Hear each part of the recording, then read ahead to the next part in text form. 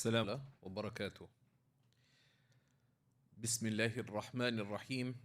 الحمد لله رب العالمين وصلى الله وسلم وبارك على سيدنا ونبينا محمد ذي القدر العظيم وعلى آله وأصحابه وأتباعه إلى يوم الدين.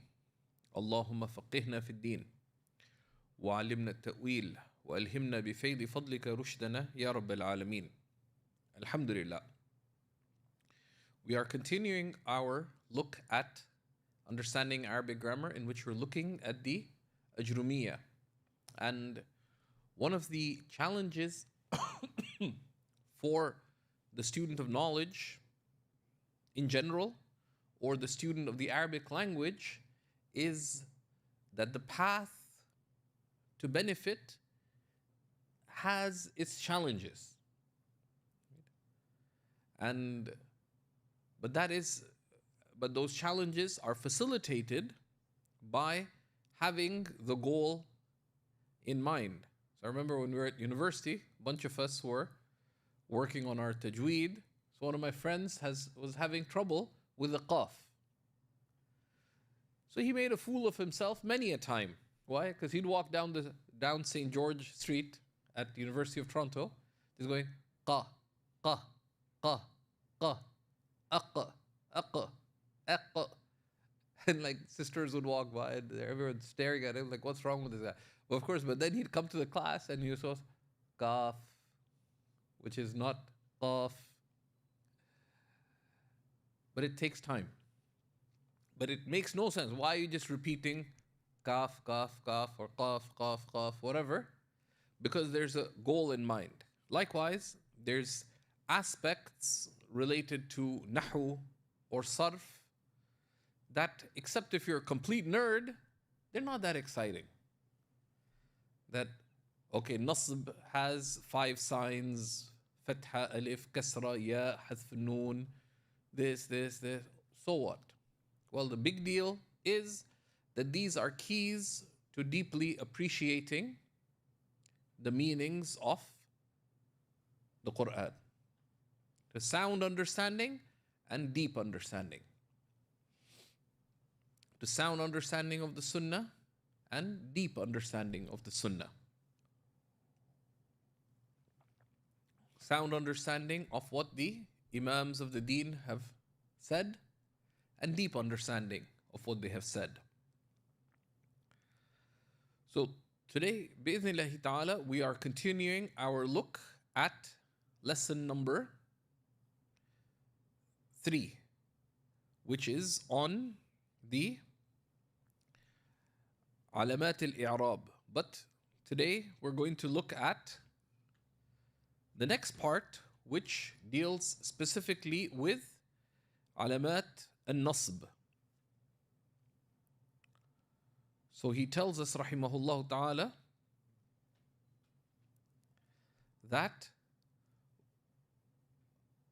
وَلِلنَّصْبِ خَمْسُ عَلَامَاتٍ. Nasb has 5 signs. الفتحة والألف والكسرة والياء وحذف النون. Why are these the 5 signs of nasb? Why are these the basis of Arabic is that this is how the Arabs spoke. This is how the Arabs spoke. And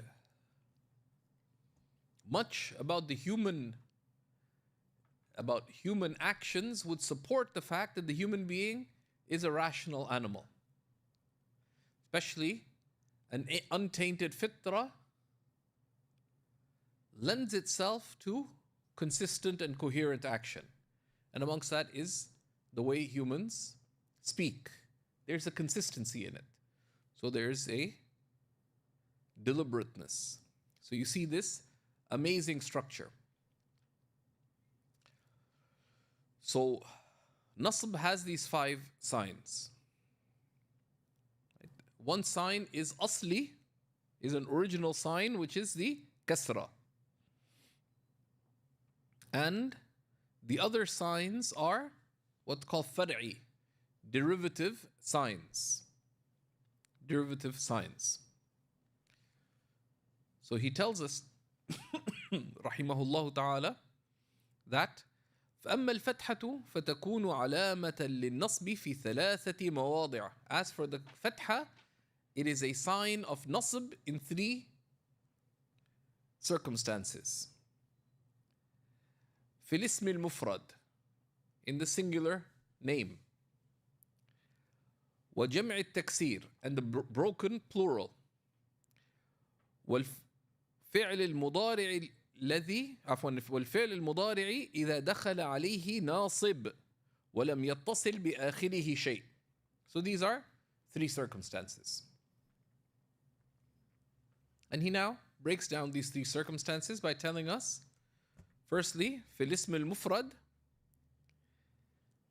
the singular noun, the singular ism.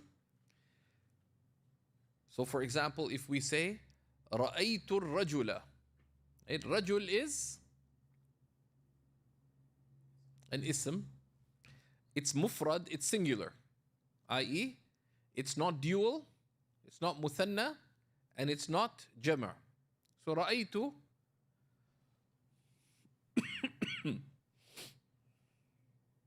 So there's two ways you could think about this. One is that if you say, okay, ra'aytu, I saw. فعل and فاعل. رأى and the ta indicating the فاعل. So what you saw, grammatically, what is that called? The maf'ul. So if you see a maf'ul and it's singular, then you know that you have to read it with a fatha if it's a singular noun. Or if you are unfortunate enough to have a book with tashkil on it, then you can take it the other way around, which is that if you see a fatha at the end of a noun that's singular, you know that it is in, it's quite likely that it's in nasb. But that's weaker. That's weaker because the fatha could be doing something else as well, as we'll see. Fatha can, what else can a fatha be a sign of?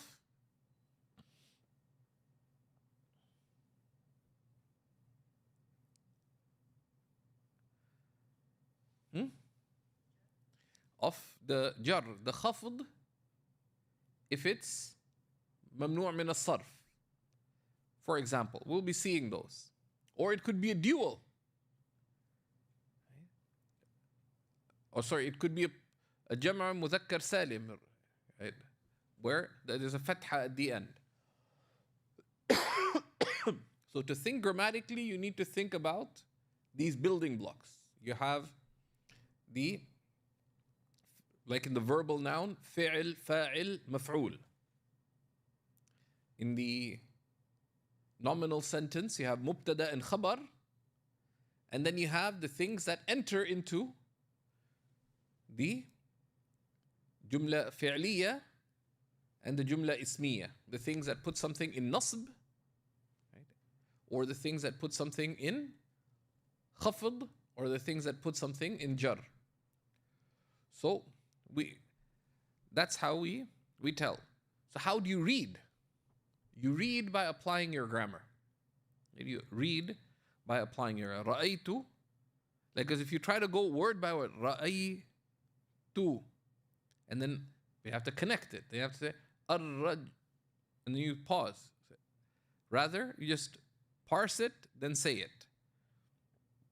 Or akalat Zainabu at-tuffahat. And someone misspelled that.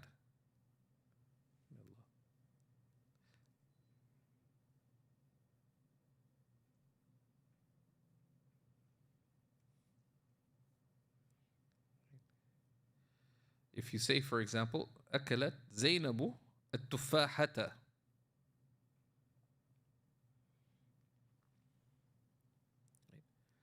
If you say أكلت زينب التفاحة. So التفاحة is اسم مفرد. It's a singular ism. And the sign that it is in a state of nasb is the fact that it has a fatha at the end. And جمع التكسير, the broken plural. You say دخل الجيش المساجد.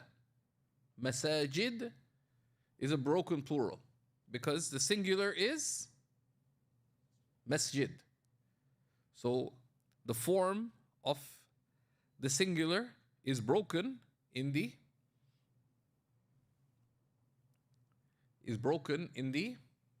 plural.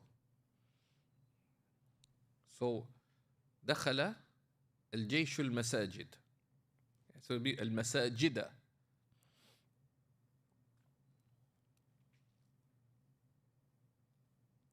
And the practical thing there also to do is you always, when you look, you say, okay, is it jumla ismiya or jumla fi'liya? So you look, is this something made up of mubtada and khabar, two nouns? Or, yarhamukumullah, or is it verbal? Can I see a verb there? Then you're looking, if you see a mubtada, you'd be looking for a khabar. Yarhamukumullah. But here, dakhala, it's a verbal noun. So you say, okay, there's a fi'l. This happens to be what kind of fi'l? Fi'l madi. Al-jayshu,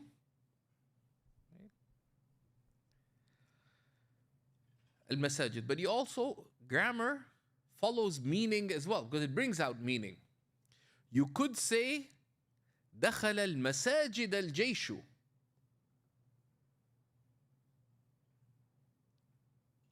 Why? That's where Arabic can get tricky for emphasis. Right? Because if you say دخل الجيش المساجد, where's the emphasis on the sentence? What's the focal point of the sentence? Al-Jaysh. Good. Like it's the Jaysh. So the Jaysh, the army, entered the mosques. But if you want to highlight the mosques, you may put it the other way around. دخل المساجد الجيش.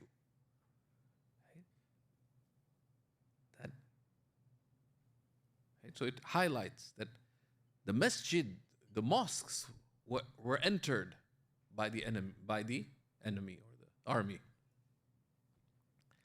So it can be tricky. That's why you have to kind of safest thing, go slow. Right? Pause, see, okay, dakhala, enter. Now normally, the mosque wouldn't enter them. Like you don't know which one is which.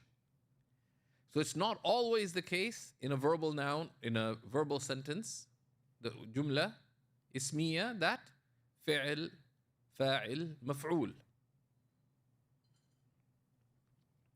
So you try to see the meaning. Okay, who would enter what? A masjid couldn't enter the army, at least in normal reality. والفعل المضارع إذا دخل عليه ناصب. Right, so the فعل مضارع, if one of the agents of nasb enter. And he tells us later in the text, النواصب عشرة. But the slacker's guide to that, there's four principal nawasib, which are an, len, idhan, and kay. And the others are, they have an implicit n. So the fi'l al-mudari', if a nasib, which is an agent of nasib, enters in it, and there's nothing connected to the end of the mudari'. An example, أريد أن أصبح عالما تقيا. أريد, I want to. So أريد, أراد, يريد is a فعل مضارع. أن أصبح, أن is considered one of the ناصب. أصبح is a فعل مضارع. Does it have a fatha at the end of it? Because a nasib entered, which is the n. So أريد أن أصبح عالما تقيا. Or Jack gets forced by his uncle Daniel to engage in something haram, so he says لن نأكل الحرام. لن is one of the agents of nasb, and these are coming. نأكل, and we say نأكل. Someone says نأكل الرز. نأكل المنسفة. نأكل, and we eat.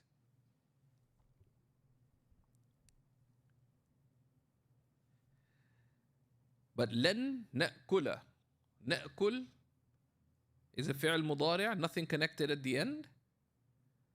So the sign of its being in nasb is this fatha at the end. So these are the three examples.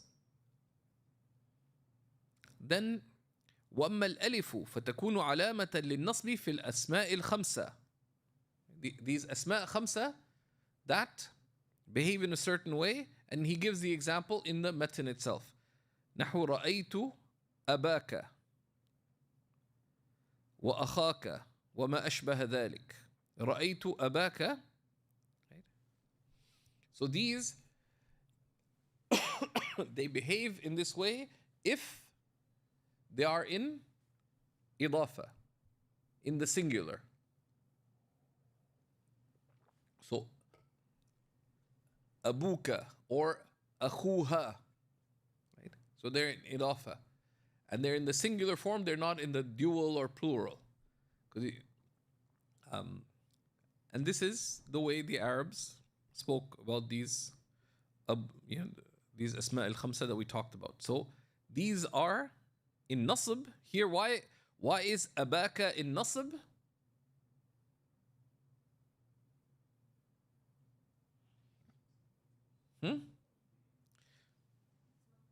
It's maf'ul bihi, right? Because ra'aytu, ra'a is fi'l.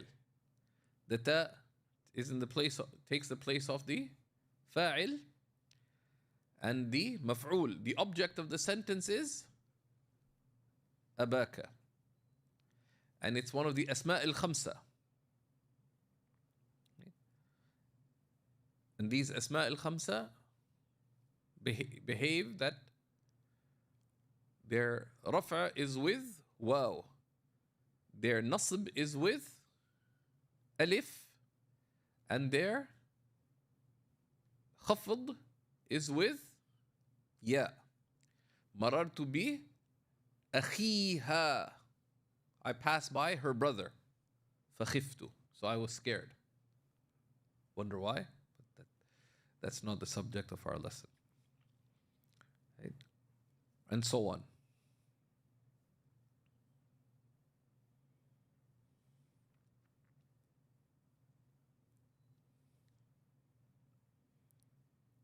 وأما الكسرة, as for the كسرة, فتكون علامة للنصب في جمع المؤنث السالم.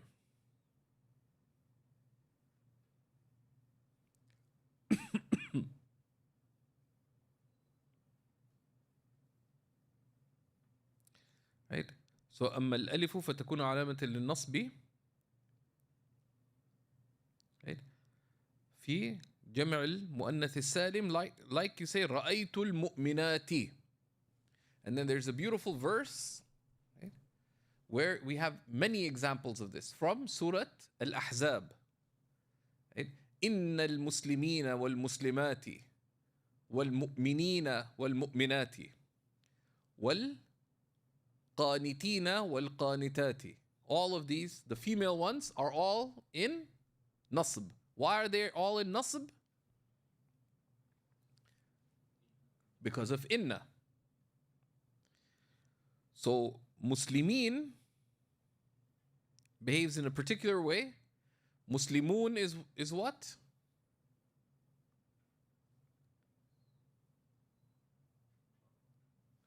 Muslimun is Yeah, Jama' Mudhakkar Salim. It's a sound male plural. Sound male is a plural that is sound for the male. Right?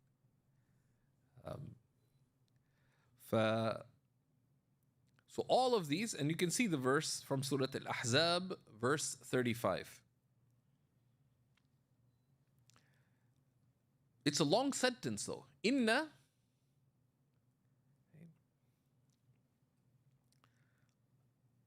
right? Inna al-Muslimin. And all of this is in conjunction with it. Right? وَالْحَافِظِينَ وَالْحَافِظَاتِ وَالذَّاكِرِينَ اللَّهَ كَثِيرًا وَالذَّاكِرَاتِ. What is the completion of the sentence? أَعَدَّ اللَّهُ لَهُمْ مَغْفِرَةً. Allah has prepared for them forgiveness. وَأَجْرًا عَظِيمًا. أَعَدَّ اللَّهُ. So all of this, and where's the, just to touch upon the rhetoric of the Quran, inna comes for emphasis. Inna comes for what's called ta'keedun nisba. Right? That there's two parts of the sentence. So it emphasizes the connection between the two parts. Okay?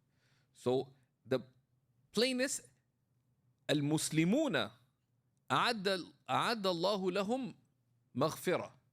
Right? That's a basic sentence. Al-Muslimuna أعد الله لهم مغفرة. But Allah subhanahu wa ta'ala puts an emphasis. إن المسلمين أعد الله لهم مغفرة. Right? It emphasizes the relationship between what was originally the mubtada and what's in place of the khabar. Because this is, we'll see, like the khabar can be either mufrad or a jumla. Right? And we'll come to that when we come to mubtada and khabar. But it emphasizes the relationship. But inna comes. Right? Now, muslimin, a Muslim encompasses all of them. So a person of submission.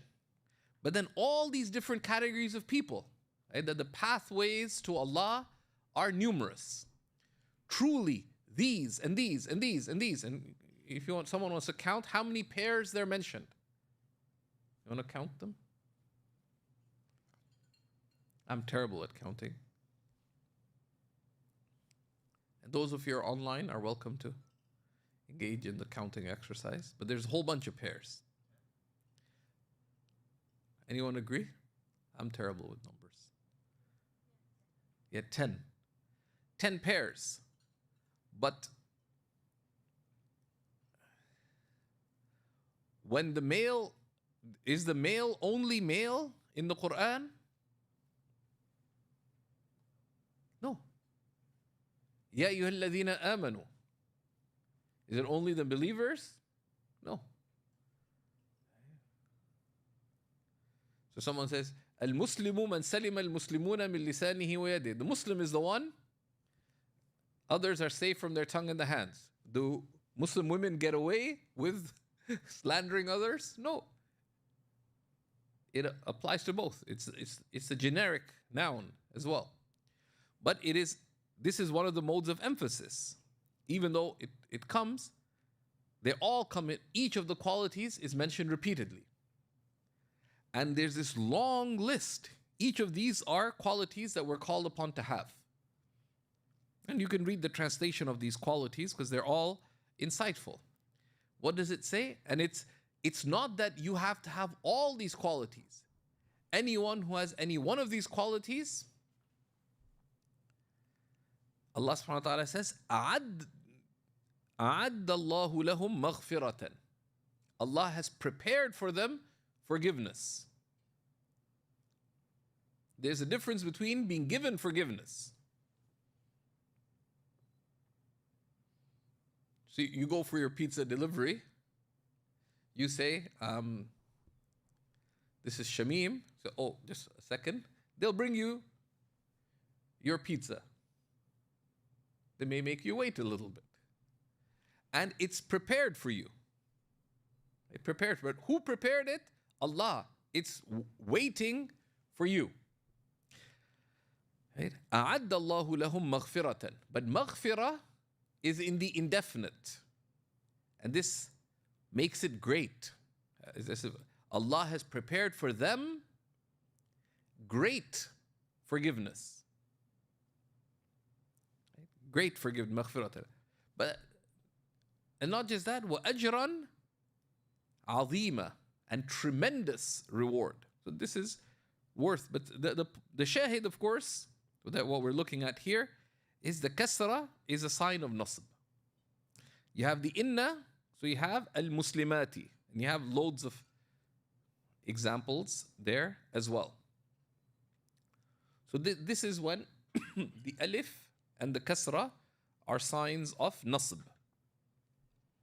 Then you have the ya. أما الياء فتكون علامة للنصب في التثنية والجمع. وأما حذف النون فيكون علامة للنصب في الأفعال الخمسة التي يكون رفعها بثبات النون. So the ya is a alama of nasb in tathniya and jama', like the tathniya being the dual. You say akaltu sandwichain. Right? I ate 2 sandwiches. Where sandwich is not classical Arabic, but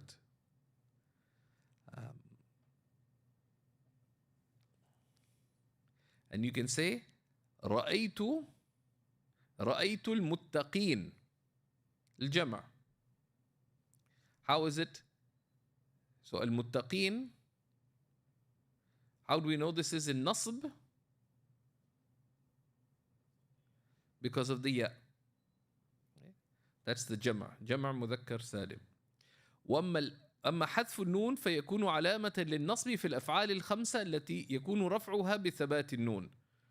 So you say لن يضربا, لن يضربوا, لن تضربي, etc.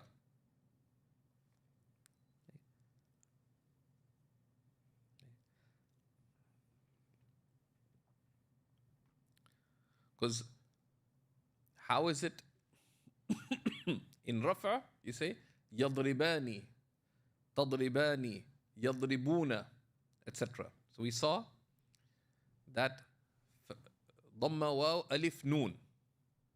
Right? The noon, they are in rafa if the noon is there. But when the noon goes, it's because they are in nasb. So this is connected to these. We saw other examples of them when we looked at rafa.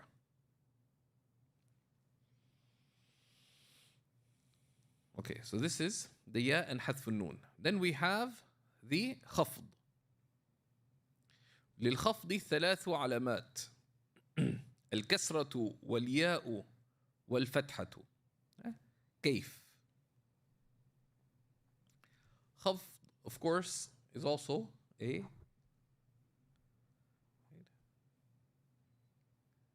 nasb is to raise up, khafd is to lower.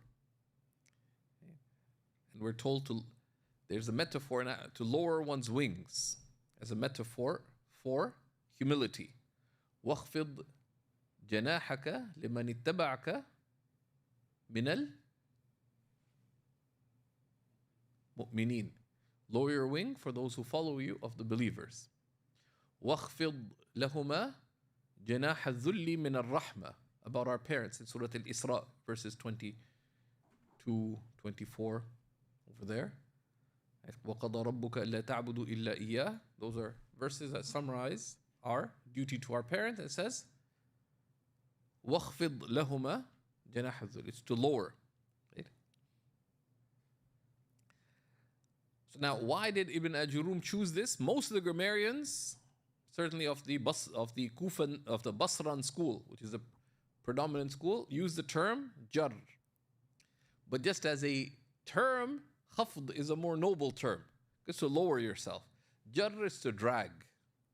Right? Jar is to drag. Well, ultimately, we don't know. Right? He wrote it. This is usage. Some said that he was influenced by some Kufan writing, some Kufan grammarians. How? We don't know.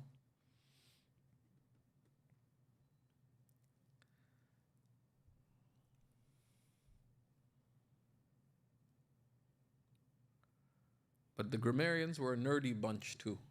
Right? They did some really cool things. Ibn Malik, who's the author of the Alfiya, from North Africa.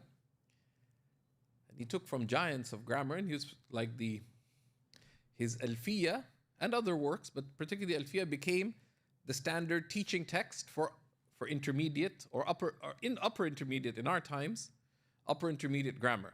That once you've studied grammar, you want to get the details of grammar down, you just memorize the Alfiya, 1,000-line poem.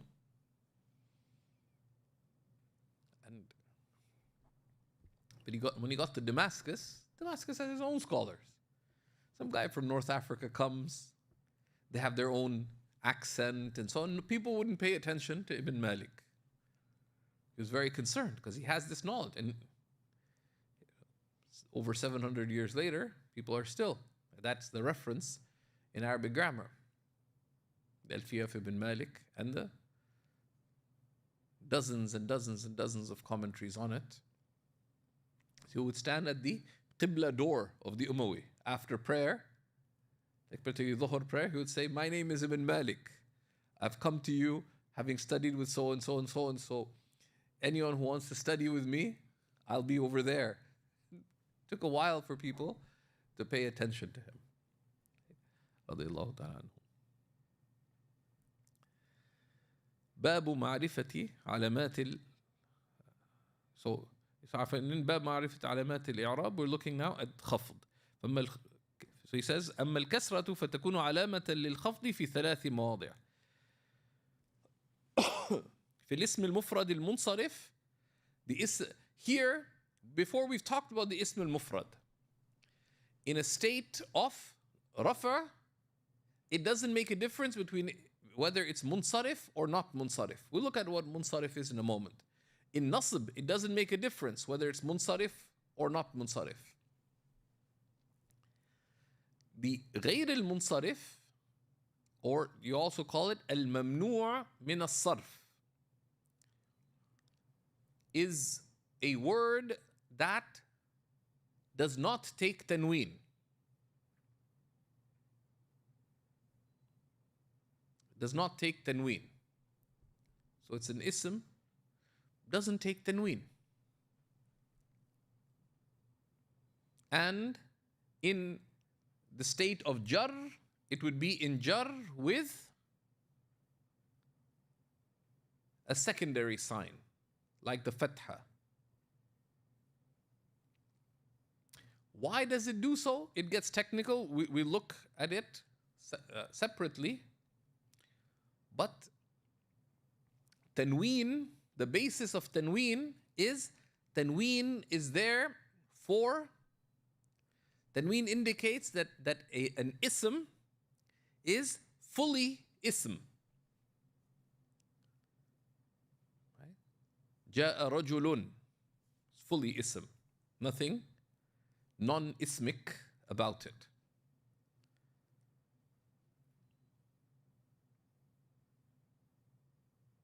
But then, how would we say Fatima came?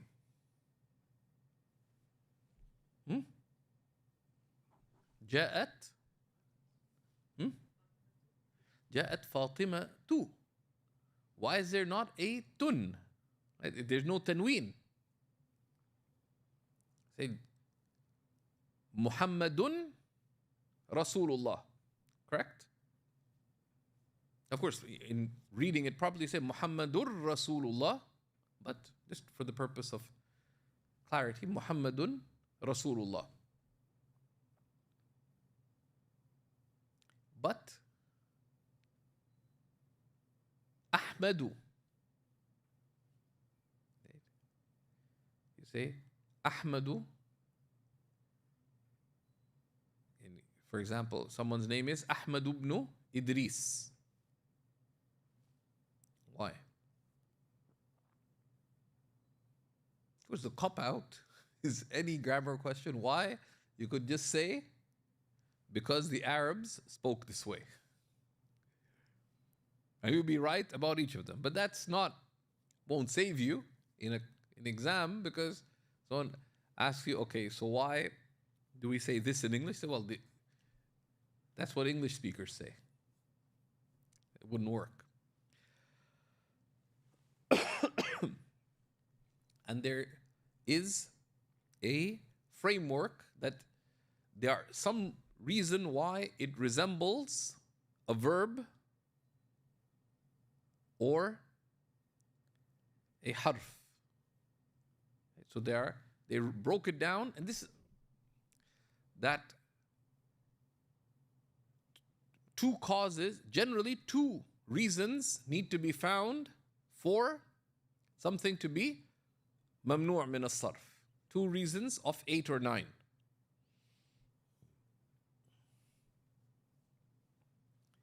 These are explained in the Tuhfa Saniyya for those of you who are restless, but we'll come to it. But some of the common cases are if it's a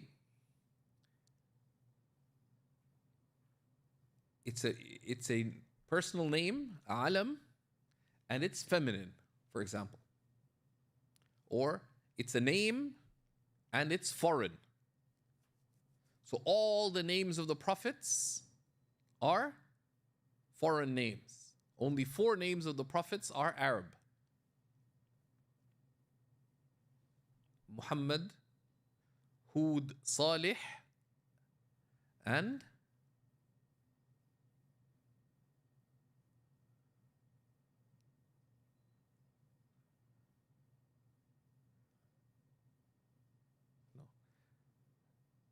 Adamu.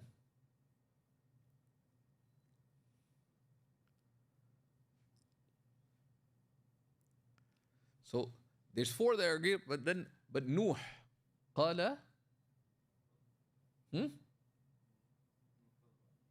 yeah, Qala Nuhu. So there's only 4 names of prophets that are considered Arab, at least in form. There's one that's actually discussion about. So, but all foreign names. So, Jibrilu. Why? Because it's a alam, it's a name, and it's foreign. So, a name that is feminine, in the feminine form, Fatimatu, like you said. قالت فاطمة. قالت عائشة. It doesn't take tanween, and if you put it in khafd, what happens? An Aisha ta. Right? That in the khafd, in the simple form, the singular, it is in khafd, in jar, by a fatha. In the hadith, it's very common, the chains of hadith, an Aisha ta, radiyallahu ta'ala anha.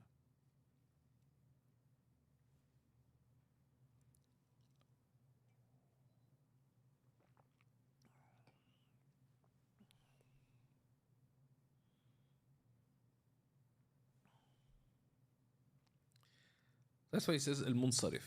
وجمع التكسير المنصرف وفي جمع المؤنث السالم. Well, let's see examples of each of these. في الاسم المفرد المنصرف, such as مسحت الطاولة بالمنديل. مسحت الطاولة, I wiped the table with the mindil, with the cloth. So mindil is an ism mufrad, and it's munsarif.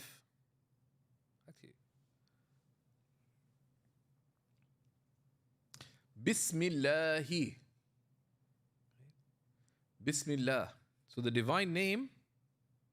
So, afwan, before Bismillahi, we'll take the other one. Bismillahi. Now we don't say that Allah majroor or makhfood that's bad adab. We would not say that. Right? We say that lafzul jalala, the name of the divine name of majesty, is in the place of, in such and such grammatical place. في محل خفض. Right? That's the adab with the divine. Right? And we don't break the rules of grammar. We don't say Bismillahu, because that's not how the Arabs spoke, and that's not how Allah has given us the Quran. But we Bismillahi. So the divine name here has a kasra because it's grammatically in a state of khafd.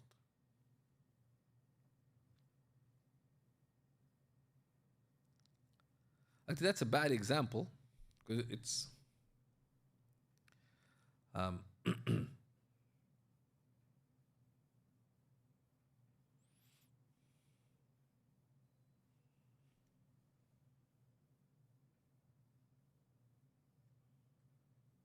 I'll take that example out actually. Okay. The other example, sorry. Okay, that was my carelessness a little bit. كل بيدك. Right? كل بيدك. جمع التكسير المنصرف. So you say مررت بالمساجد. It's جمع تكسير. مررت بالمساجد. جمع تكسير.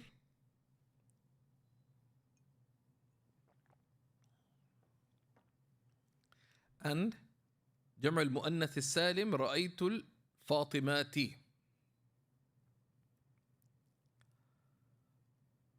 And then أما الياء فتكون علامة للخفض في 3 مواضع: في الأسماء الخمسة وفي التثنية والجمع. So the أسماء الخمسة مررت بأبيك etc. في التثنية the dual أكلت بيدين. I ate with 2 hands, which is allowed if you need assistance. You're holding a watermelon, you're allowed to eat primarily with the right hand, but to use assistance of the other hand, it's allowed.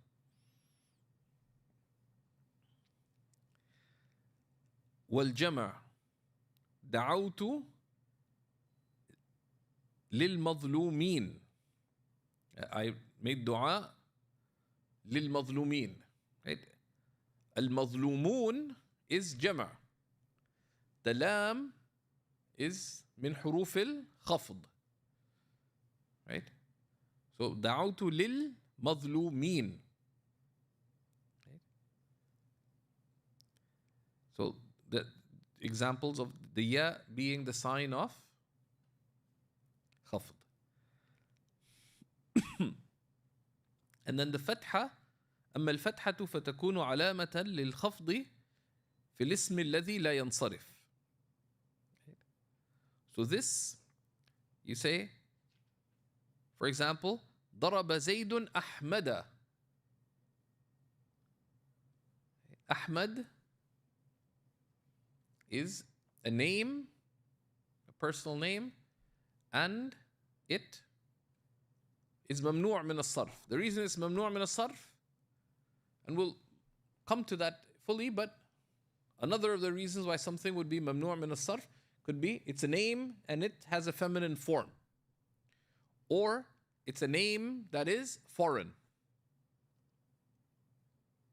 like the names of most of the prophets, but 4. The names of the angels, Jibreel, wa Mikael, Azrael, etc. Also, because it is on wazn fa'il, waznu fi'l. It's on the pattern of a noun. So, and you can say, Ahmadullah Ta'ala. Ahmadu there is what? It's a fi'l. Right? Ahmadullah Ta'ala.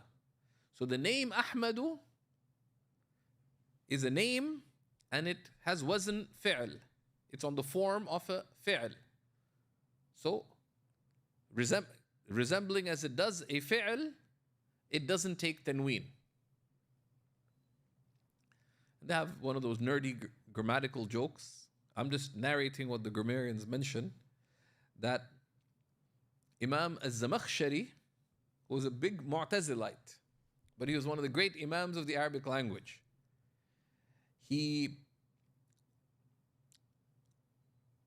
But he was a righteous scholar, but a Mu'tazilite. He was a person of innovation in Aqidah. He migrated from the Central Asian, in the lands of Central Asia, in the pursuit of knowledge.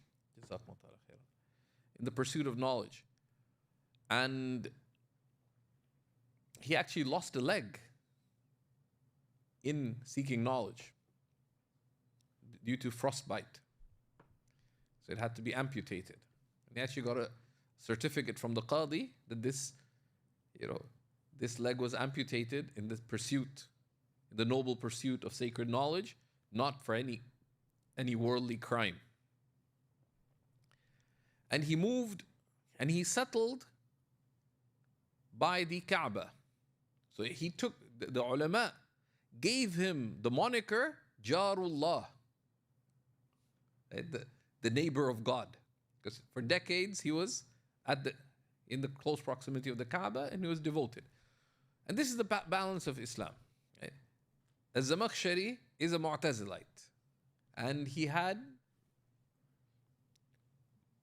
bid'ah in certain points of belief. When they would refute him, they would refute him very hard. But he is one of the greatest Imams of tafsir, but for specialists. And one of the greatest Imams, without doubt, of the Arabic language. His name was Ahmad.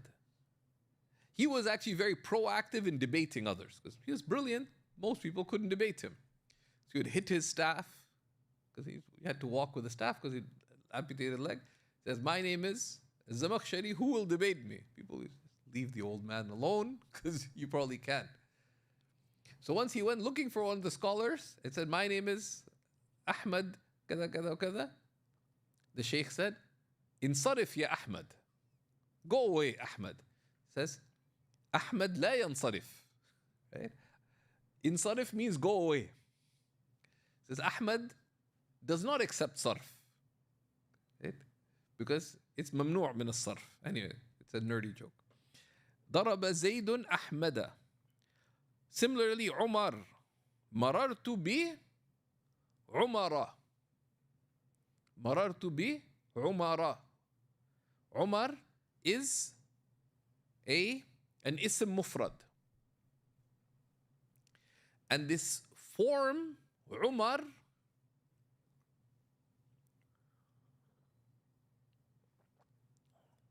is a strange form in the Arabic language. And there's other words like, other names like this, Zufar, etc. They say this is shifted. That originally Umar would be Amir. But they shifted it from its original state for rhetorical purposes. Zufar would be Zafir.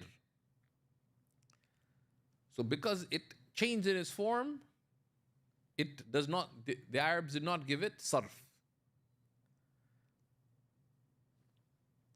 That's why in the hadith, for example, the hadith of intention, an Umara radiyallahu ta'ala anhu.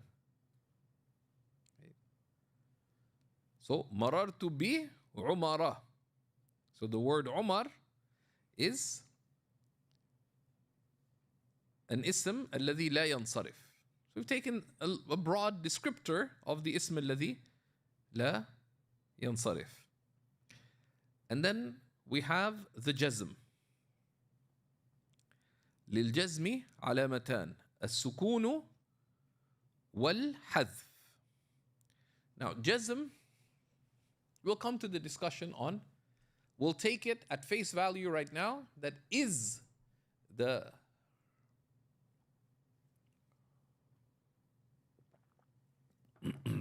so للجزم علامتان السكون والحذف.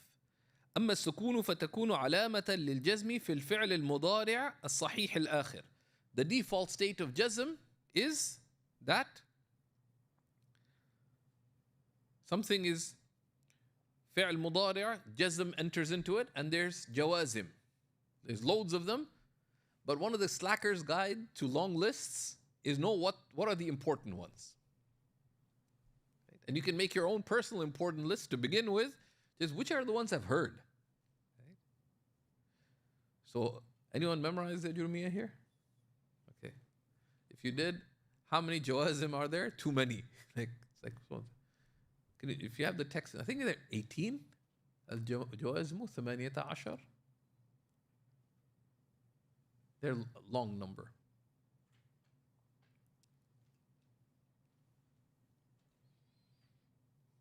What does it say?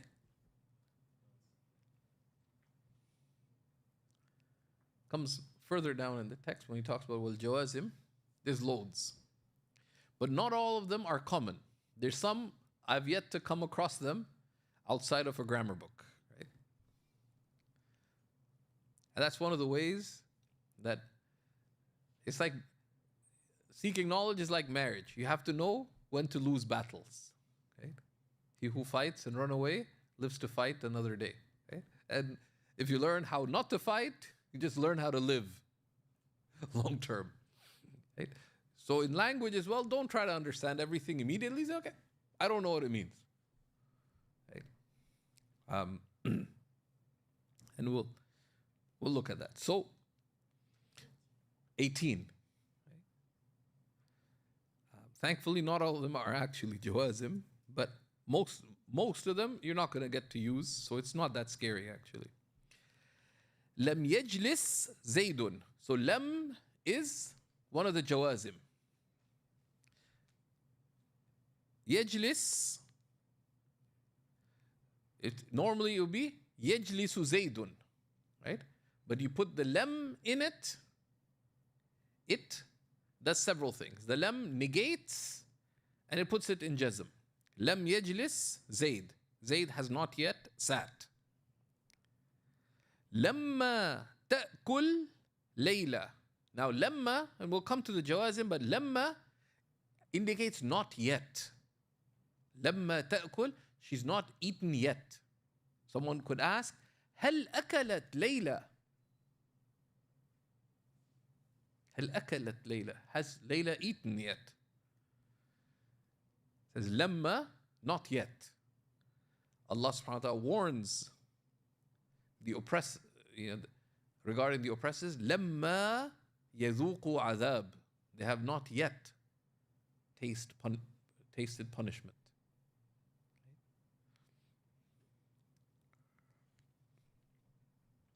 لما يذوقوا عذاب, it's عذابي, right? My punishment. Subhanahu wa ta'ala.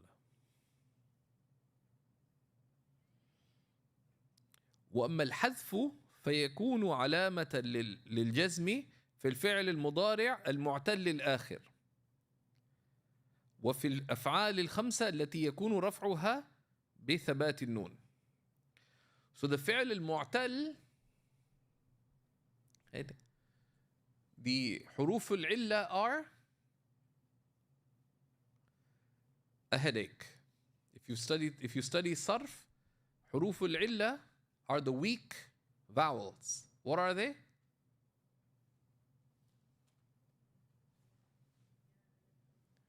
Ya, alif, waw. These, if you see them in a verb, like ask Allah for help until you get used to it, but they require effort. They require effort. That's why we study sarf, because they're weak, they behave in funny ways. And also because the way words change are often with alif, waw, and ya. So when alif, waw, ya come on these, it can sound awkward. And language being a means of communication, some things would be heavy. Some things would sound awkward. So the Arabs had consistent patterns for how they dealt with the awkwardness of the weak vowels. These are the mu'tal. Now the the i'tilal, the illah, the harful illah could be in the beginning, because Arabic roots are trilateral. Daraba, for example, right? Could happen in the beginning, could happen in the middle, and could happen at the end. So da'a yad'u, for example, this is a fi'l that is mu'tal al-akhir. The harf al-illa da'a yad'u. The three roots are da, ayn, waw. Da'a, but written with an alif. Yad'u, with a waw. So that's the fi'l al-mudari' al-mu'tal al-akhir, that has a harf illa at the end. And the أفعال الخمسة التي رفعها بثبات النون. So لم يدعو الكسول ربه. The lazy one did not pray to their Lord. كسول, كثرة كسل is laziness. الكسول is a very lazy. لم يدعو, so لم is harf of jazm. It puts something in jazm. يدعو, you say يدعو المسلم ربه. It would be with a واو at the end. يدعو المسلم ربه. It's not يدعو. Why? Because you have a waw. If you put a dhamma on the waw, it would sound awkward.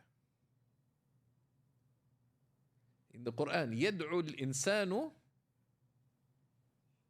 بالشر دعاءه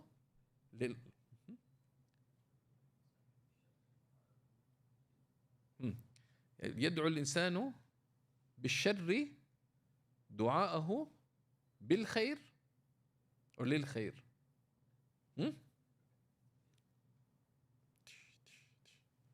Okay. يدعو الإنسان, right? Has a waw. There, because that relates to how the fi'l al-mu'tal behaves, because of the presence of the waw. Putting the harf, the sign of rafa on it, would make it sound heavy. Yad'u sounds un-Arabic. So the Arabs just dropped it. But in jazm, it will be lam yad'u.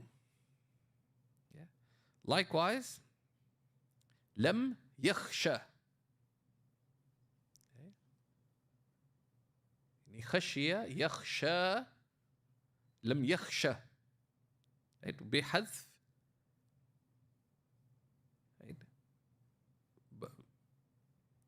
the حذف of the ending, and you have لم تفعلوا. تفعلون لم تفعلوا. The end is omitted. So those are the alamat al-jazm. There are many more examples in the Tuhfa Saniyya if you'd like to just check them out for the purpose of practice, particularly an illustration. Next lesson we're going to look at bi'idhnillahi ta'ala the mu'arabat. So he breaks down the section on i'rab again. So he looks at i'rab in two ways. First, he looks at that i'rab has four signs, which are, what are the four signs of i'rab? Yeah, rafa, nasb, khafd, and jazm. And he discusses what are the signs of each. So this is one way of looking at it. Then the other way to look at it is that there are words. There are different types of words, and they take different i'rab states, which is what he looks at in the next section.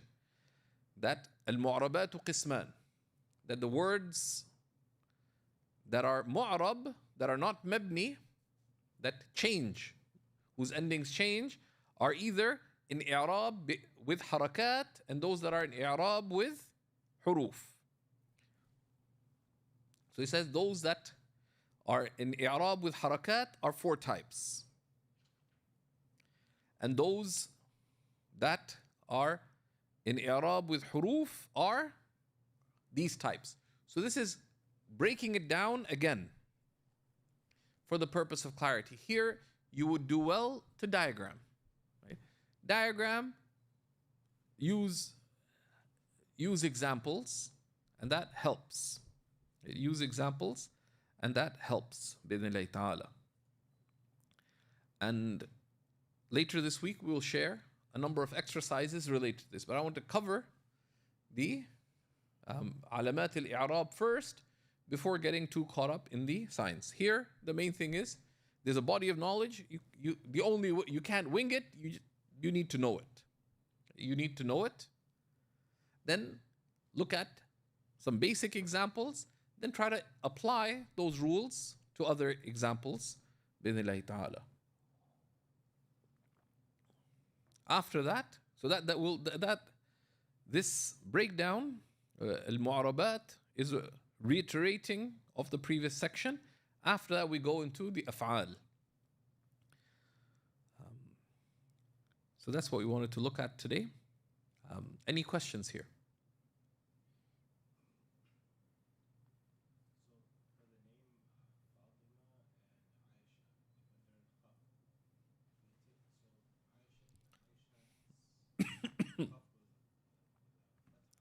Yeah, so the names Aisha, Fatima, right? These are in the female form. Right? They have a ta marbuta at the end.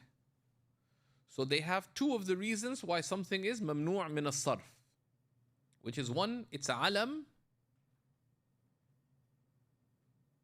and number two, it's in the female form. In the female form because it doesn't actually have to be female in meaning. Because, for example, Muawiyatu. Right? You say Ja'a Talhatu. Talha.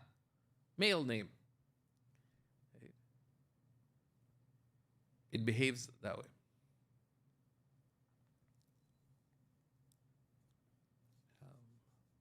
So there,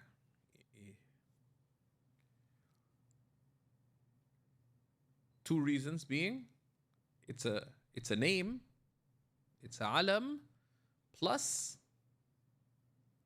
it has a female form.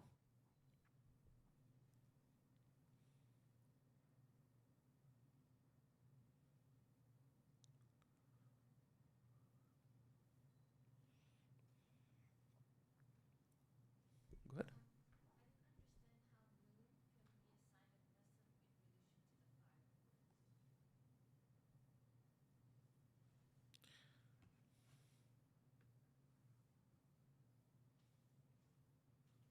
الأسماء الخمسة التي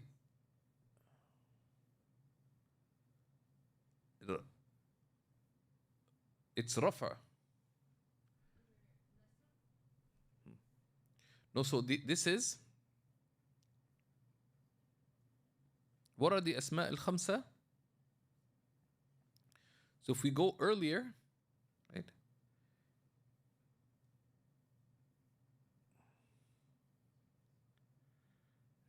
If we go earlier, right? Here it says أما النون فتكون علامة للرفع في الفعل المضارع الذي اتصل به ضمير تثنية يضربان، right? أو ضمير جمع يضربون، أو ضمير المؤنثة المخاطبة تضربين. Right? So these, how do we know that it is in rafa? The fact that this noon is present. Right? So the examples, ضمير تثنية يضربان. In the plain mudari' form, nothing is attached to the end, it would be يضرب or تضرب. But the dual, you say يضربان or تضربان. How do we know that this is in rafa? Hmm? It's the sign, the fact that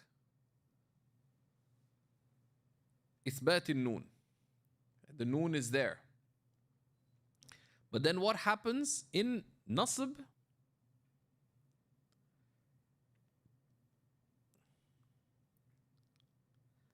Right?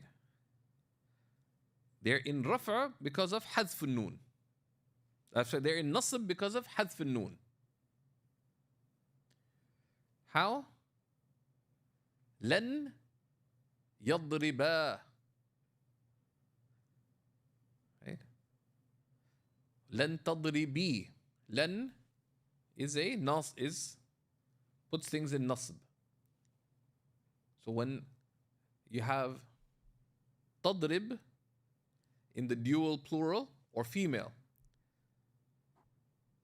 you say,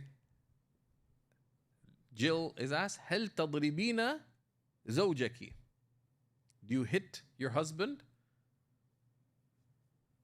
They went to court because he claimed that she was beating him.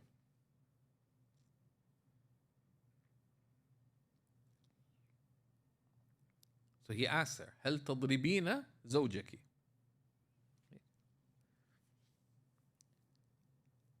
But then he tells us, don't do it.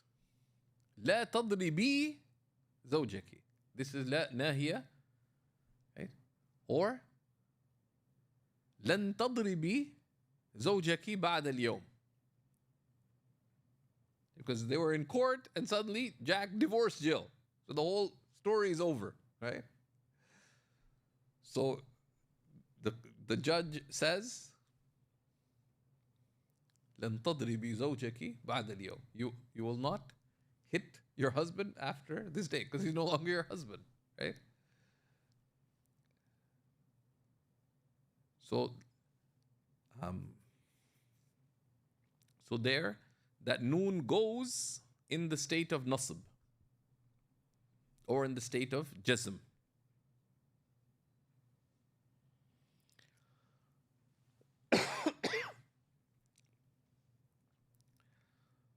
So we'll stop there. بإذن الله تعالى وصلى الله على سيدنا محمد وعلى آله